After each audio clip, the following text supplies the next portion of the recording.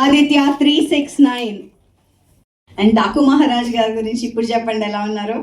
Classic ని అది ఆ ప్రింట్ నుంచి అప్పటి ఆదిత్య 369 నుంచి ఇప్పుడు డాకు మహారాజ్ కాదు.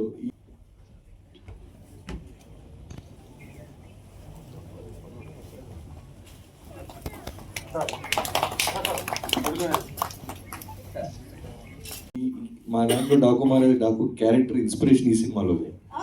నేను బాలకృష్ణ గారు మాట్లాడుకున్నప్పుడు బాబు ఫస్ట్ చెప్పింది అది. ఆ శ్రీకృష్ణ దేవరాయలు గారు వచ్చి ఇప్పుడున్న ప్రెసెంట్ బాలకృష్ణ గారిని రిలీజ్ చేస్తారు, దాన్ని మీరు చూసారు. ఆ లుక్కే మా ఇన్స్పిరేషన్. Wow lovely. చూసారా, ప్రీవియస్ పాస్ట్ నుంచి ఇన్స్పిరేషన్స్ అన్నమాట అన్ని.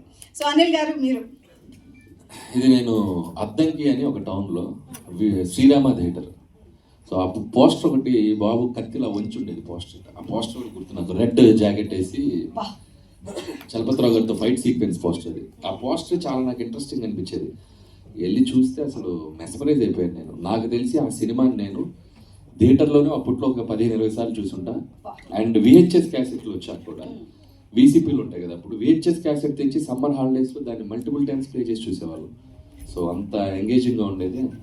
Epic film and it's classic film. ఖచ్చితంగా we all belong to the same generation.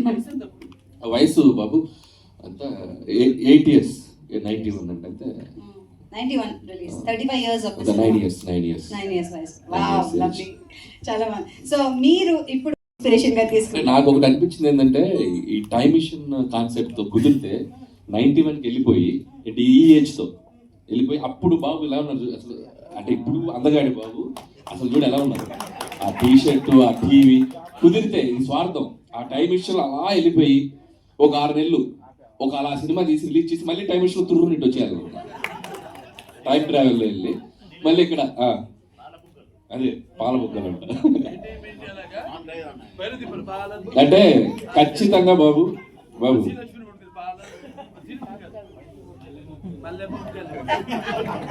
ఖచ్చితంగా బాబుకి లేడీస్ ఫాలోయింగ్ ఎక్కువ. నాకు తెలిసి ఆ టైంలో ఎలా ఉండేదో మరి బాబు చెప్తే తెలియాలి మనకి. తెలిసిపోతాను. అంటే ఒక ట్రెండ్ సెట్ చేయడం అంటే ఫస్ట్ అసలు చలనచిత్ర పరిశ్రమలో, ఈ భారత చలనచిత్ర పరిశ్రమలో ఒక కమర్షియల్ ట్రెండ్ సెట్ చేసింది ముందుగా నాకు జన్మనిచ్చి నన్ను అందరి గుండెల్లో ఆయన ప్రతిరూపంగా నిలిపిన యుగపురుషుడు. అలాగే విశ్వానికే నటన ఎలా ఉంటుందో చూపించిన నా తండ్రి, నా గురువు, నా దైవం, కాను జన్ముడైన నందమూరి తారక రామారావు. ఆయన నాకు ఇన్స్పిరేషన్ అండి.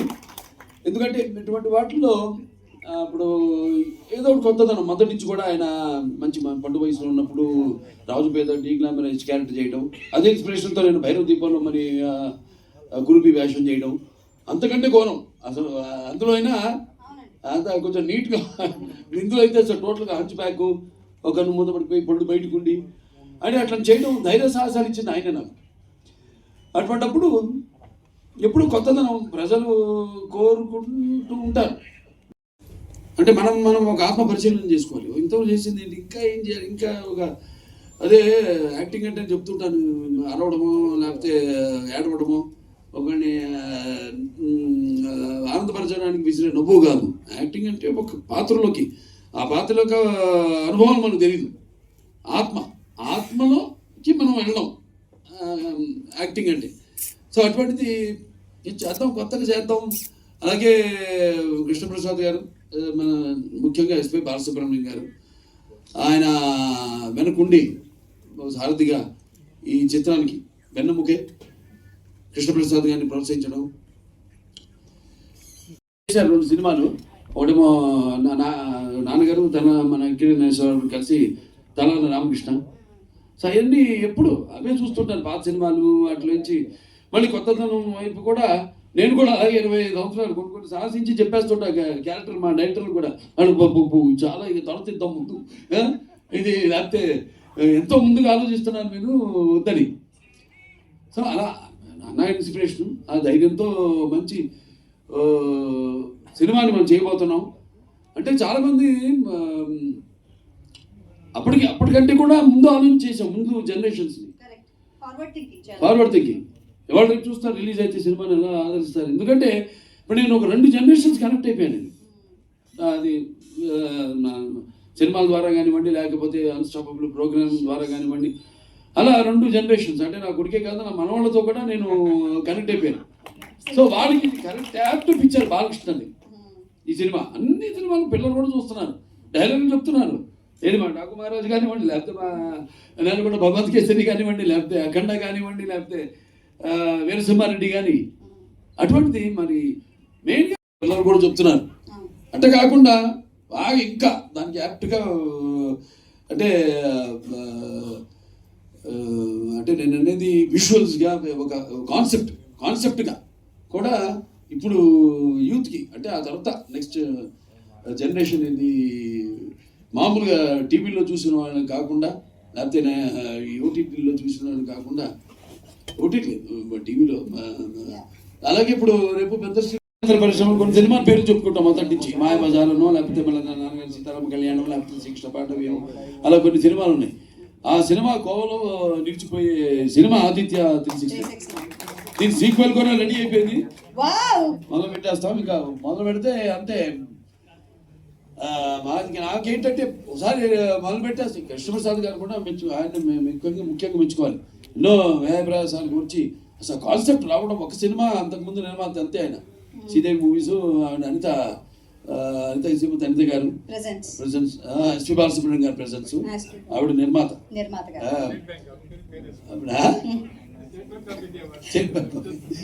అది ఎంత ధైర్య సాధనలు అసలు.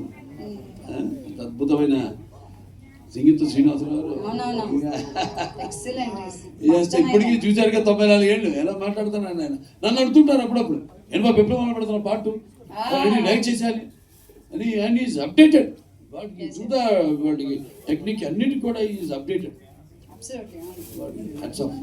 మొదలు పెట్టాలి తొందరగా, ఉంది కథ రెడీ. నేను ఆయన కూర్చొని అన్ని ఫైనల్ చేసుకున్నాను, కానీ ఒక రాత్రిలో రెడీ చేసాం సబ్జెక్ట్ పార్ట్ 2. డిజిటలైజ్ చేసి అది మరుగున పడిపోకుండా అంత గొప్ప చిత్రాన్ని 4K చేసి మీరు రోజు ఇక్కడికి తీసుకురావడం సార్ నిజంగా అద్భుతం సార్. ఎందుకంటే ఎన్నో తెలుగు గొప్ప చిత్రాలు, బ్లాక్ అండ్ వైట్ చిత్రాలు కూడా చాలా వరకు మనం ఇప్పటికీ టీవీలో చూస్తున్నాం. అంటే అలాంటి సినిమాలు సేవ్ చేయడం అనేది కూడా మనకు అవసరం. అండ్ ఇంకోటి బాలయ్య బాబు గారు చెప్పినట్టు ఇది నిజంగా ఇది రిలీజ్ కాదు, ప్రీ రిలీజ్. నాకెందుకో ఆయన అఖండ, వీరసింహారెడ్డి, భగవంత్ కేసరి, డాకు మహారాజ్, అఖండ 2 మధ్యలో ఇది ఒక బ్లాక్ బస్టర్ అయిపోద్దాం అనిపిస్తుంది. సో ఖచ్చితంగా అలాగే తెలుగు ప్రేక్షకులందరికీ నా విజ్ఞప్తి. సో మేము చిన్నప్పుడు ఈ సినిమాని సెలబ్రేట్ చేసుకున్నాం, ఇది మళ్ళీ థియేటర్లో వస్తుంది. సో పిల్లలకి ముఖ్యంగా ఈ సినిమాలో చాలా అద్భుతాలు ఉన్నాయి. తెలుగు భాష గురించి, తెలుగు పద్యాల గురించి, తెలుగు రాజుల గురించి, తెలుగు కవుల గురించి ఎన్నో గొప్ప విషయాలు ఉన్నాయి. అలాగే సైన్స్ గురించి, అలాగే ఫ్యూచరిస్టిక్గా, అలాగే రియలిస్టిక్గా చిన్న చిన్న పిల్లలు చేసే చిన్న అల్లరి ఉంది. ఒక కోహినూరు వజ్రం, చాలా వెరైటీ ఎలిమెంట్స్ ఉన్నాయి. సో ఖచ్చితంగా ఈ వీకెండ్ పిల్లలందరినీ తీసుకెళ్ళి ఖచ్చితంగా ఈ సినిమాని చూపించండి. డెఫినెట్గా వాళ్ళకి ఇది ఒక చిన్న లైబ్రరీలో వాళ్ళకి ఒక పాఠం చెప్పినట్టు కూడా ఉంటుంది ఈ సినిమా. మంచి పాటలు ఉన్నాయి. అండ్ యూత్ కూడా, ఈ జనరేషన్ యూత్ కూడా డెఫినెట్గా సినిమా చూడండి. ఇళయరాజా గారు అందించిన క్లాసిక్ ట్యూన్స్ ఉన్నాయి. ఇంకా బాలయ్య బాబు గారు అయితే మీరు మెస్మరైజ్ అయిపోతారు. So don't miss this movie. నిజంగా స్క్రీన్లోకి వెళ్ళి ఈ సినిమాని మిస్ చేసుకుని సెలబ్రేట్ చేసుకున్నాం అందరికీ. సో రాజు సుందర్ అట్రాక్ట్ చేయండి. ఫస్ట్ మన భాష, it's called the Italian of the east. Telugu అనేది అంత సుమధురమైన భాష, అలాగే పవర్ఫుల్ భాషను కూడా చేసింది నాన్నగారే. మళ్ళీ అప్పటిదాకా మనకి పుస్తకాలు, ఆ కవిత్వం వాటికే రెస్ట్రిక్ట్ అయింది భాష మంది. ఇప్పుడు కర్ణలో ఉంది, లేకపోతే విరాగి అయిన పాండురాజుకు సరాగణి కుల ప్రవర్తనాశక్తి అయిన కుతికి జరించిన పాండవులు అని అది ఇదని ఇంట్రెస్ట్ కలగడానికి మరి నెమ్మదిగా ఒక్కొక్క లైన్కి మరి పాండవులు, దాని తర్వాత మళ్ళీ పాండవులు లాగినప్పుడు ఇంట్రెస్ట్ కలుగుతుంది జనరల్గా. అర్థం కానివాడు బామనుడికి అర్థం కాదు, ఏంటి ఎందుకు ఇలా లాగాడాయన, పాండవులని ఎందుకు లాగాడాయన అని. అప్పుడు నెమ్మదిగా ఏ పండితుల దగ్గరికి వెళ్ళడం, తెలుసుకోవడం, ఏంటండి ఎందుకు అలా లాగాడాయన పాండవులు అని. అంటే అదే తర్వాత నాకు అవకాశం రావడం, హ్యాట్స్ ఆఫ్ మా నిర్మాత గారికి, మా డైరెక్టర్ సంగీత శ్రీనివాసరావు, ఎస్పి బాలసుబ్రహ్మణ్యం గారికి, ఆయనకి నా జీవితాంతం రుణపడి ఉంటాను నేను. ఇటువంటి అద్భుతమైన సినిమా పాత్ర నా చేత చేయించినందుకు చాలా సంతోషం. అండ్ శ్రీదేవి మూవీస్ ద్వారా మరెన్నో